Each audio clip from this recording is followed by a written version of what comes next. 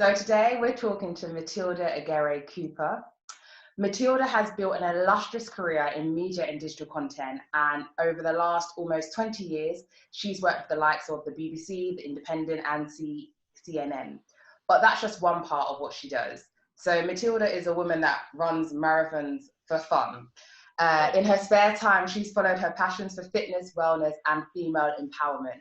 She's the founder of Fly Girl Collective, a running and fitness community with two aims. One, to encourage Black and brown women to pursue a health and fitness lifestyle. And two, to improve diversity and representation in fitness spaces. Yep. Launching in 2018, the group has gone on to be featured in multiple media outlets, from Stylist Magazine, Time Out, and showing them what they can do in runner's world. And as a run leader and fitness professional, she now trains and mentors women to complete long-distance running events, and also helps them discover the joy of wellness and healthy living through meetups, regular fitness challenges, events, and more. This is the phenomenal Matilda. We are privileged to have you today. Hello. Thank you. How are you doing? I'm good, man. I'm really, really well. I've done my workout for the day. I've done Obviously. How many marathons have you run this morning? Oh, God, none. We ain't running no marathons for the time being. But I've kind of changed my sort of fitness regime a bit. So it's less running focused and more like indoor cardio, core, strength training. That's kind of like my passion at the moment. Nice. Cool. Today we're gonna just chat, chill. So we're gonna chop. We're gonna ask a couple questions about things that like nourish you, things that fuel you. Then we're gonna chat. We know you got a special topic that you wanted to talk about, and then we're gonna chill, kick back, discuss some things about culture, travel, sort of thing. So how's that sound? All good? Yeah, perfect. Cool. All right, so we'll start with the most important thing, which is food. Let's chop. If you were cooking for one of your heroes, who would you cook for? What would you cook them, and why? Okay, so one of my heroes is the phenomenal Michelle Obama. I love her so much. And I think I would cook her something Nigerian, because I don't know like her awareness of Nigerian culture. And so, my mom, she's the one who, family-wise, she's like our matriarch chef. She has like even her own little cookbook. And so I'd be like, Mom, Michelle is here. We need to get it going. So I mean, just obviously you got to introduce people to the basics. So you got to make that jollof. Recently, I've been quite obsessed with moi moi, simply because of the fitness benefits and the fact that it's plant-based. Stew, egusi soup, although I've never made egusi, so that's where I'd have to be like, all right, Mom, come and help your daughter. But yeah, I think I would just introduce her to Nigerian cuisine. I mean, I'm sure she's had it, but I think that will kind of differentiate me from maybe some of the other people she's met before. You're trying to leave your mark. Yeah, exactly. That would be so dope. That was so dope. Yeah, imagine sharing swallowing. Yeah, exactly. Just literally roll out hands, bring up the bowl of water, and just kind of just get stuck into it. So maybe I am a four. I'm not gonna lie though. I do like cook. I do. I'm quite. I don't like getting my hands dirty. There's always a time and place. So, what I was gonna ask is, what's your soul food? Oh, that's such a good question. Because the way I eat has changed so much, like in the last 10 to 15 years. So back in the day, maybe a decade ago, my soul food was soul food. So I'm originally from Texas, born and raised. I've lived in the UK for, it's going to be 27 years soon. But my soul food was the food that African Americans eat in Texas. So we would have like collard greens and black-eyed peas, and macaroni and cheese. Like that was my go-to soul food until I recognized that it wasn't particularly kind to my waistline at all.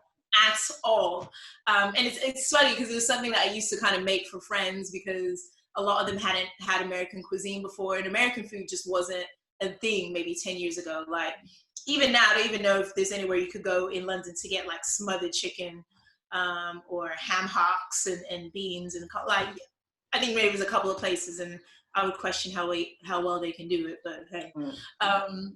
But yeah, but whereas nowadays, I mean, I guess food that nourishes me.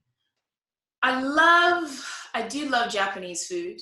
I do like the sort of the neatness of it and the kind of cleanliness of it in terms of just like the style, the flavors. It's very simple but quite punchy.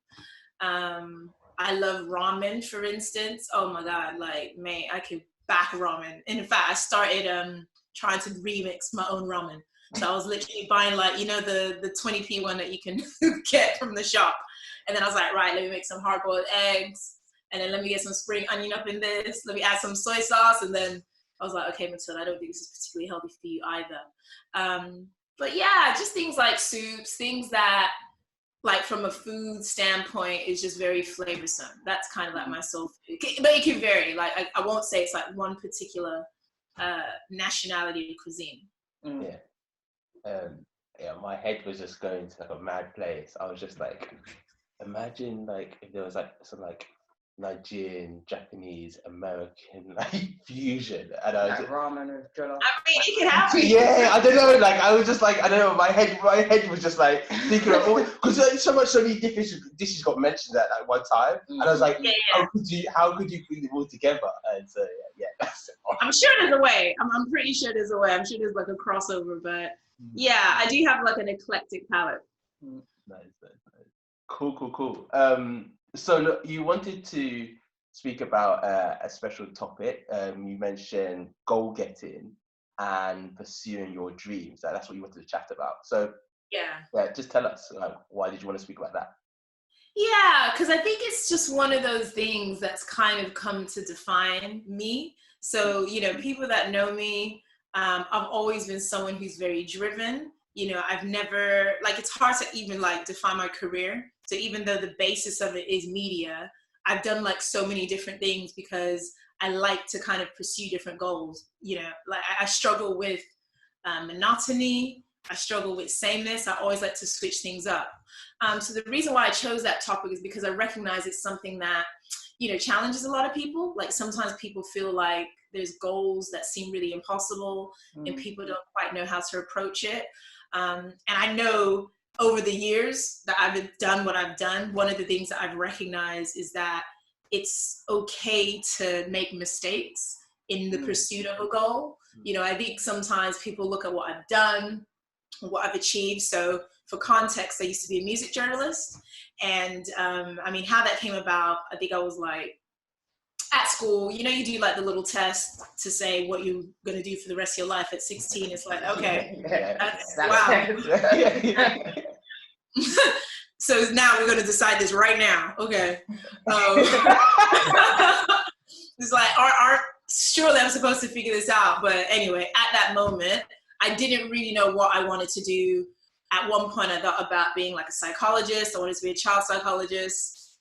At another point, I wanted to go into like the arts, kind of like dance. I wanted to do fashion at one point. And so did the test, and I think it spat out like journalist or whatever. And I was like, okay, that sounds a bit interesting. And not too sure what it is. And then somehow I came to learn that you could be a music journalist. And I love music. Like music is my thing, like my God. And when I say I love it, more from like a really geeky sense, like I was the person who would buy CDs, go through all the notes, see who produced what song, see who wrote this, see who sang on that. Like I just love the kind of art of music. And so once I discovered that I could combine that with my skill set for like writing and just my natural curiosity, I was like, right, I'm gonna be a music journalist. I don't know how to do it, but I'm gonna make it happen. And at the time I was living in Birmingham, you know, did my A levels. They were okay. Okay. I got A in media studies though. Like I got my A in media studies. Hey. And then I went to uni to do journalism. And that's what I mean, I was so literal because at the time my family were like, okay, you do realize you don't need to do a journalism degree to be a journalist. I'm like, I don't care. I just I'm gonna be a journalist. And so did my degree. Even on the course, you know, I could tell I wasn't the one. I should have been the one to develop the career because I didn't even get the great job on the local, on the uni paper. You know, there were other people who like, yeah, he's gonna be the editor, he's gonna be the features editor, apply for those roles. And then they ended up making me the web editor. And at the time, websites were just like, nah. It's funny how things change in 2019. And I was like, oh, y'all gonna put me on the website? I was like, cool, whatever. And so I just started like freelancing, doing little bits for like music websites. And nothing really came of it. And then there was loads of music magazines at the time, you know, RIP to a lot of them. And I was just like, right, I'm gonna write into them and say, look, can I just, you know, write for you guys? Because at the time, to develop a journalism career, you needed to have like a lot of bylines. So that's when your name is written on the piece and you need to just get loads of those bylines. And I couldn't tell you where it was gonna go, but just having, I guess, that focus on a goal and the consistency, right? Just being able to just be like, right, I'm just gonna get at this. So started writing for loads of different music mags. One of them was called Touch, another one Blues and Soul. Worked for this website, music website called Darker Than Blue. And again, not knowing where it was gonna go. And then somebody who used to work for Darker Than Blue, you know, I was really I'd hit a plateau and I was like, oh, I'm not really getting anywhere. He introduced me to a guy who would become my mentor. And then I ended up writing for the guy. He, you know, took me under his wing. I was writing for a newspaper called New Nation. And while I was working for New Nation, just doing like interviews, gig reviews, album reviews, just whatever I could do. New Nation opened a door for Blues and Soul. Wrote for Blues and Soul, doing that, fine. And then one day I got a really weird email from a PR. So a PR will represent a musician, for instance. And this PR was like, yo, do you write for any broadsheets? And I was just like, me, write for a broadsheet. At the time, I was maybe 24. And in my mind, like broadsheets, Guardians, Independence, Times, all those guys, I was like, oh no, I'm not gonna write for a broadsheet until I'm 30. Like that, in my mind, is when you developed kind of like enough skills to write for a broadsheet. And she's like, well, would you like to write for one? I was like, yes. Yeah. What's the catch? What's the catch? And she was like, okay, so I'm speaking to the arts editor at the Independent. There's an artist that I'm looking after, and I would love for them to review them. However, the editor said, will you find the writer and we'll let you run a review? And so would you like to do this review? And I was like, oh my God, okay. I think this is my one shot. When's the gig? And the gig was something like the next day. And I mean, I remember went to the gig. I've never taken so many notes in my life. I've never like so many revisions of that one piece. I remember I even had like, I was at church at the time and I had my laptop and I was just like, because I was working in the audio-visual department, and I remember I had my laptop in the, just behind scenes and just kind of like really editing this. And I was like, Matilda, this is your one shot. And so I submitted it, and you know, this editor, he was just very much like one-word emails, just like, yeah, no, send it tomorrow. And I was like, okay, sent it, didn't hear from him. He's like, yeah, great. What else have you got? And I was just like, oh, right, I need to write something else. Interestingly enough, for New Nation, I had gone to New York to interview Alicia Keys. And it was a really like lengthy interview. And in fact, I think it was around the same time, yeah. And so I was like, well, I interviewed Alicia Keys in New York. I still got some leftover tape and I can spin this into a different article for you guys, which I did. That and ended up writing that, got published. And then I ended up writing for the Independent for like 8 years. And so, you know, for me, the moral of that story is, you know, if you have a goal, sometimes you don't need to know the how, you just need to pursue. And I think things will kind of fall into place along the way. I like that. Don't need to know the how, just pursue. 100%. There's so many little bits you would just like drop in, which I'd like to just like explore. Like, in particular, you mentioned about the focus and the consistency. I just wanted to like understand like how like you did keep like your focus and that consistency when you're like pursuing those goals, those like work goals, and like even and how that's maybe like even changed to now when you're doing things around like Fly Girl and stuff. Yeah, that's a really good question. So, I mean, I definitely have developed my work ethic from being Nigerian and also being American. I feel like that's a potent combination of ambitious. And I think because I've always been quite ambitious, I think the focus has come from just wanting to see the outcome. So it's like, I believe in this thing, I'm passionate about it, let's just try and see where it goes. And I guess I haven't lost focus in whatever I've pursued, because I guess it just, I mean, sometimes it does stem from self-belief and not believing that I'm necessarily the best person, but believing that I'm the best me. So as long as I can be the best me, then it's like, right, we can do this. Because I remember when I even just hinted at being a journalist at college, you know, teachers were like, oh, you know, it's very competitive and there's so many people that are doing it. And I was always cognizant of that. I was like, that's cool, that's true. But there's really only one Matilda. Like, unless there's another Matilda out here in these streets, there's only one Matilda that thinks the way that I do, that talks the way that I do, and it is just, you know, is me, right? So I think that's how I've been able to keep my focus.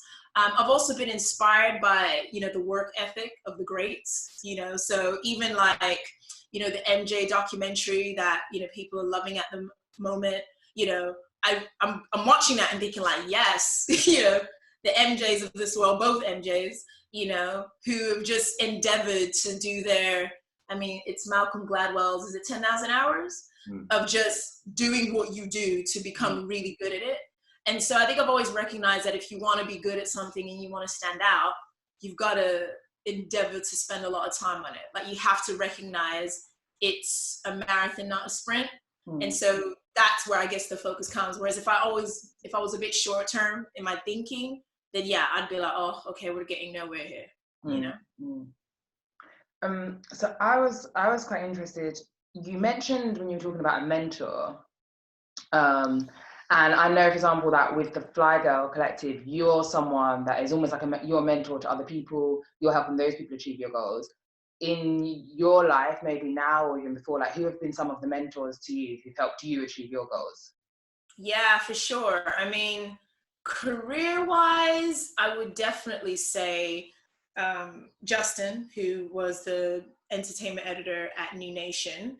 And I say that because he was someone who literally would tell me if my writing was rubbish or if I could do better with my writing. Like, he really challenged me. And I think that's essentially the best mentors. So people that will give you that feedback to kind of say like, that's not great, or actually, Matilda, you know, have you thought about doing this? Like, if it wasn't for Justin, I wouldn't have gotten the press trip to interview Alicia Keys, and then that wouldn't have opened the door for the Independent. So, you know, just having him just believe in me. And even now, even though I don't like do journalism, you know, at least the type of journalism I was doing before anymore, you know, he's still someone who, you know, he's my friend now, you know, someone who I deeply respect. And then sort of in running, you know, I was heavily inspired by Rundum Crew to set up Fly Girl Collective. You know, I think what Charlie Dark has done in terms of finding the intersection between fitness, wellness, culture, and running has been so inspirational to me. And he's never, you know, hesitated to kind of just say, hey, Matilda, you know, any advice you need, you know, I could call Charlie up and we'll be on the phone for like hours, you know. So I would say of the things that I've done of late and the things that I've achieved, definitely those guys. Like, weirdly enough, I've never had female mentors. And I think sometimes it's just about dynamic, you know, like all my mentors have just been like guys who have just maybe just been that brother figure for me, you know, to a lesser extent, maybe a father figure. Yeah. Cool. Yeah, no, I think that was super interesting what you just said about like the dynamic, and possibly even understanding like what dynamic you need in a mentor, because obviously people would say that, oh, you need a mentor, but like you might need a mentor with like not just a mentor who has a certain like skill set or understanding of you, but also has a particular dynamic that you need at like that moment in time. And so like, you know, I may need like a bit more of a mother figure than you needed as a certain mentor, and that also then allows the knowledge that they're kind of sharing to resonate more with you. I just wanted to ask on both of those people, and I'll explain why I'm asking this. Was it ever like officially said that they were your mentor? Oh, that's a good point. So Charlie less so. I mean, Charlie's like the captain of Run Them Crew, so he's my captain. You know what I mean? I still run them, and so that's just kind of been like an unspoken truth. And then with Justin, I mean, I've always called him my mentor, so I think he came to assume like, okay, this is my mentor. You know, this is my mentor. But it wasn't like a formal program where it's like, right, this is your mentor, because I feel like that just comes with its weird expectations. Like when I was 30, I applied for a Prince's Trust business grant, I think it was at the time. And so when you do the Prince's Trust program, they give you a mentor. And so that mentor, Tim, another fella actually, it was very clear that I was his mentee, he was my mentor. And he was okay, like he was cool. You know, all right. Don't know if I would have chosen, but he was fine. He was blessed. He was a sweet guy. But no, and I think actually, maybe to your point, maybe there's a sort of implicit question there. I don't think the mentee-mentor relationship necessarily needs to be formal. You know, I like when I say I mentor the girls of Fly Guy, I don't think I've ever said to them, hey guys, I mentor you. It's just a given that because I lead the collective and, you know, they're sort of exploring their fitness journey. You know, I feel it's my obligation to ensure that they're making that journey in the best way possible.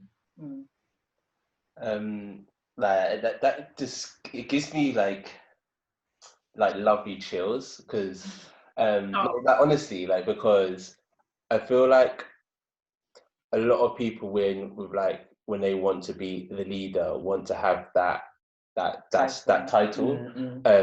But what you just said is that desire to have that obligation, that desire to have that responsibility, that I want that responsibility. And not only that, I'm very protective about having that responsibility, or not protective in the sense I want to take it, as in I really want to do well at that responsibility and make sure, like, and I feel like people can like understand that is so important from a leadership in like in all different parts of the world. And no, absolutely. And just to add to that, you know, I very much believe that the first obligation of a leader is to serve.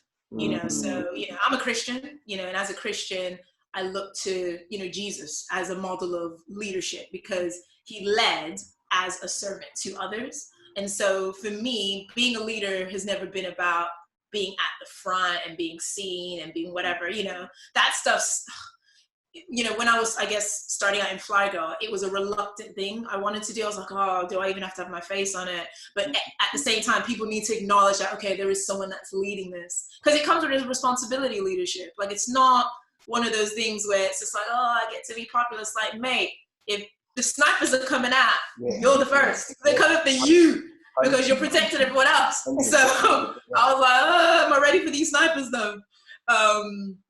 So yeah, for me, servitude is fundamental. You know, I think the best leaders are the ones that serve first. Yeah, I like that. The first obligation of a leader is to serve. And I think for anyone that's not familiar with the Fly Girl Collective, it's very evident that you believe that from the Instagram. It's like, it's often pictures of the collective, and you can scroll a long time before you see Matilda's face. You can scroll for a while before you see Matilda's face. I imagine it's because you're the one behind the camera taking the pictures, but yeah. Yes. Primarily. And yeah, it's always a better picture when I also do photography, so for me, I'm very much like, I'd rather have a great photo than a great photo with me in it. Like, it doesn't matter. It's still the collective, you know what I mean? Yes. Cool. Yeah, having been taken to church, like literally. That's how I feel. Just chill. So we're relaxing now. It's gonna chill out. What's your favorite travel memory? Wow. Favorite travel memory. To distill it to one is going to be pretty tricky. I feel like giving you guys two, because one was a bit of a like OMG, and the other was just like, okay, this is amazing.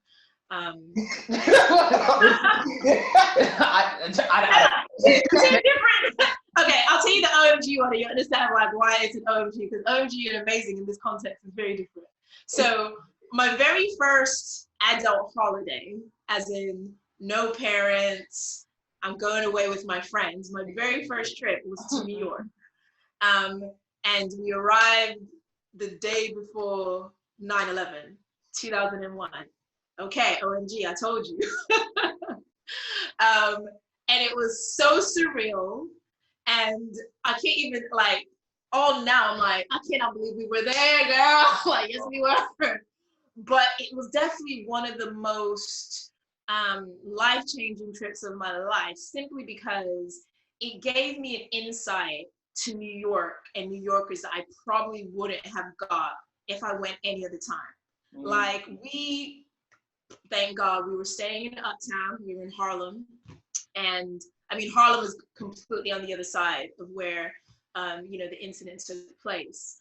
But just seeing how New Yorkers were responding to it and how they were coming together, and just that real sense of community, and a little bit of irreverence, but also a real strength, made me have so much love and respect for New York. Like, honestly, New York has my heart forever. Because after that, I went to New York every single year for 11 years, because I just fell in love with everything that New York represented. Like, the way people, because at the time, it was so early on, before any chat of Bin Laden and anything like that, people were just like, man, whatever's happening downtown, I'ma just stay up here.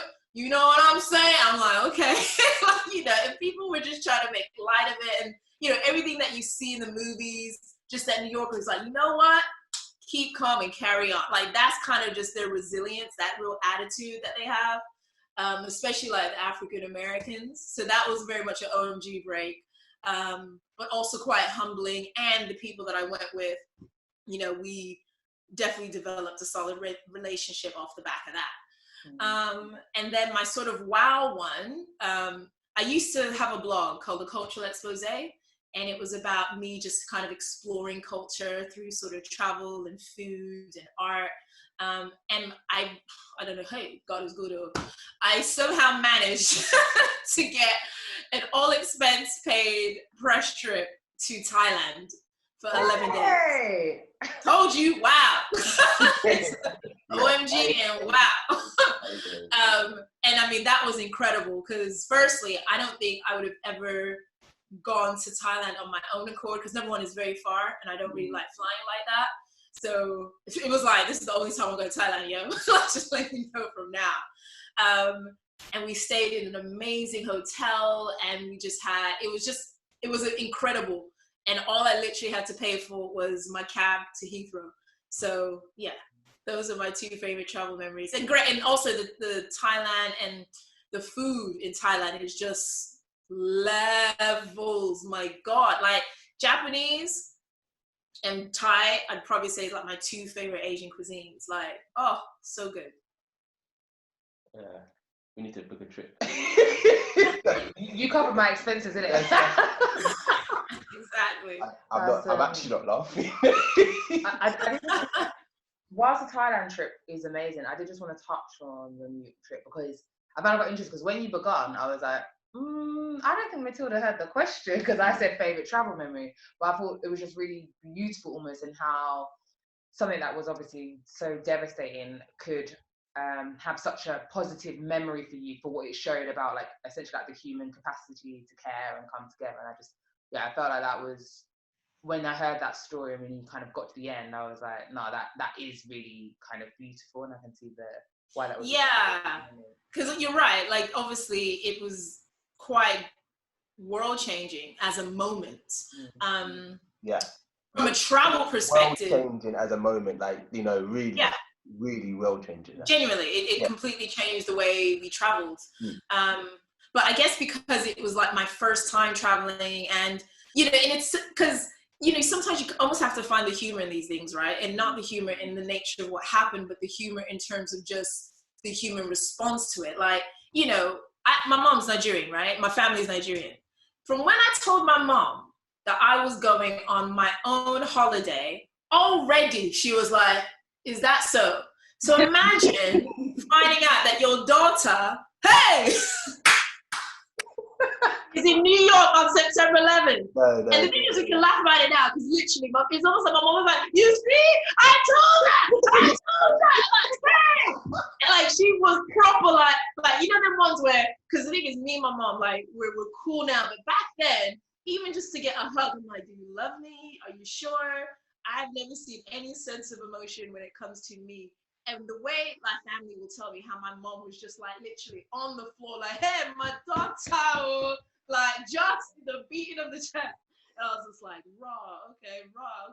I hope I see that sentiment when I come back. Because, you know, because I guess she just didn't know, like, what's going on, where's she at, yada, yada, yada. And I couldn't even call the UK. Like, back then, we didn't have no mobiles. So I had to like find a phone box, and there was like queues of people, just everybody lining up on the phone box.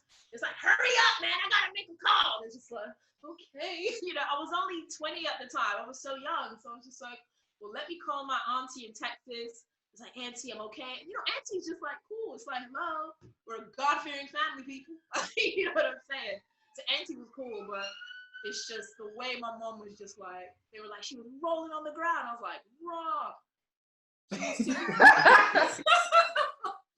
You know, she hasn't even heard if I'm okay or not. It's just she's already gone into like the worst case scenario. Yes, I completely understand it. Me, I'll be thinking the worst. I'll be literally thinking the worst. And to think that you might want to go traveling on your own ever again. No, it's cancelled. For life, it's cancelled.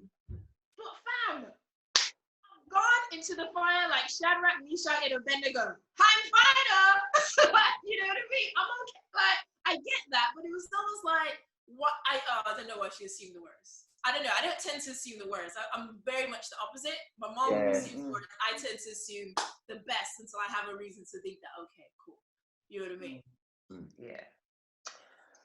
It's a wild story, suffice to say, but it is a favorite one. There's just like a lot of anecdotes around it that make me smile. Nice. Yeah, so we're gonna wrap up very shortly. Thank you so much for like all your kind of like stories. I mean, like fascinating. But before we do, I just want to add like one last question. This one. Yeah, I'll make a goodie. So if you were in a girl band or a solo artist, what would it be, or who would you be? As in one that already exists. Oh. Like, as in, when you say who would I be, as in the lead singer, the Michelle, the Kelly, the Beyonce, like, what are we talking about? You changed the question. Originally, now. we were thinking, so if you were going to be, like, you don't necessarily have to replace one of them, maybe just get added to the band. But now you're making it sound like you get to make your own new band. Which is... Do you want to make your own new band? Is that what you want to do? Not necessarily. I don't want to. As the original question, then let me go to the issue. It was like, okay, like an existing band or a band that has now disbanded, or solo artist. I mean, it's obviously Destiny's Child. Like, there's no question. There's no question. It's definitely, because I mean, for me, Destiny's Child, I remember when they first came onto the scene. In fact, I have a signed poster by Destiny's Child that my brother got signed for me, because Destiny's Child, we used to live in Birmingham, and they came to a hairdresser in this area called Lazelle's. It was so random. And I think I was working, but on radio, they were like, yo, Destiny's Child is gonna be at this hairdresser. And bless my brother, like he queued, got the signature from, this was when it was the original 4. got the signature from Latavia, Latoya, Kelly, and Beyonce. And I still have it. Like it's somewhere, but yeah, I've always loved Destiny's Child because there's other girl groups that I loved before them, but they were the ones who were like, these are my age mates, yo. And they're coming out here with their sassiness and flyness, and they're really just like, they're just doing it for us. Although I'll say the first girl band that I did love, but probably shouldn't have just because they were just a bit too mature for me, was TLC. They were like my first sort of, and I was the left eye in TLC. So yeah. But no, Destiny's Child for sure. Yeah. What album? What song? Destiny's Child song? I mean, I want to say No, because that was like their debut single. No, the remix, the faster one. Let's be precise. No, not the slower when they're in the club. Yeah, probably No. But just because that was such a beautiful time in terms of R&B, in terms of music. That was the original four.